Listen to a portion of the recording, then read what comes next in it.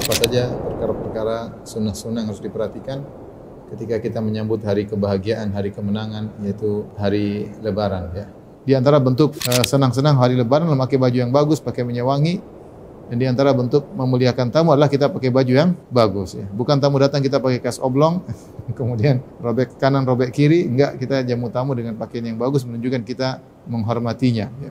Kemudian di antara yang disunahkan juga menyambut Lebaran adalah mandi ketika hari Lebaran sebelum pergi menuju lapangan untuk sholat. Kemudian juga diriwayatkan dari Sa'id ibn Musayyib, dari sahabat Ibn Umar, sekarang Sa'id ibn Musayyib, seorang tabi'in. Dia pernah berkata, sunnatul fitr thalathun, bahwasanya sunnah yang berkaitan dengan Idul Fitri ada 3. Al-masyu ilal musalli, berjalan menuju lapangan. Al-akal qabla al-khuruj, makan sebelum keluar menuju lapangan untuk salat. Wal iktisal, dan juga mandi sebelum pergi untuk salat. Kemudian di antara sunnah berkaitan dengan Idul Fitr adalah menyegerakan makan sebelum berangkat menuju salat Id. Dari Anas bin Malik radhiyallahu anhu, qala kana Rasulullah sallallahu alaihi wasallam la yaghdu yaumal fitri hatta ya'kula tamaratin wa ya'kuluhunna witran. Kata Anas radhiyallahu anhu adalah Rasulullah sallallahu alaihi wasallam tidaklah keluar untuk salat Id sampai beliau makan beberapa butir korma, dan beliau makan ganjil ya. 1 boleh, 3 boleh, 7 boleh, 31 juga boleh ya. Ganjil, yang penting ganjil ya. Kemudian di antara sunnah mengenai Idul Fitr adalah salat Id di musalla lapangan terbuka bil khala. Ini sunnah selalu dikerjakan oleh Nabi sallallahu alaihi wasallam ketika Nabi di Madinah. Padahal kita tahu di salat di Masjid Nabawi pahalanya berlipat ganda, 1000 kali lipat. Tapi untuk salat Id Nabi sengaja meninggalkan Masjid Nabawi untuk berkumpul di lapangan. Di antara hikmahnya, kaum muslimin bisa berkumpul diimami oleh seorang imam, dan itu saatnya syiar.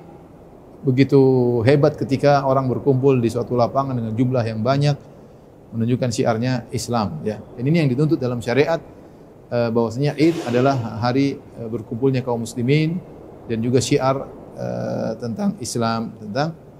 Makanya Rasulullah SAW menyuruh ibu-ibu juga keluar, bahkan wanita haid juga suruh ikut. Tidak lain untuk melihat keramaian ya. Keramaian. Kemudian di antara sunnah juga yang berkaitan dengan hari Lebaran adalah mengambil jalan yang berbeda antara pergi dan pulang. An Jabir bin Abdullah, dari Jabir bin Abdullah radhiyallahu anhuma, qala, dia berkata, kana Nabi sallallahu alaihi wasallam idza kana yaumu Idin khalafa at-tariq. Adalah Nabi sallallahu alaihi wasallam kalau hari Lebaran beliau merubah lokasi jalan. Hadis riwayat Al-Bukhari.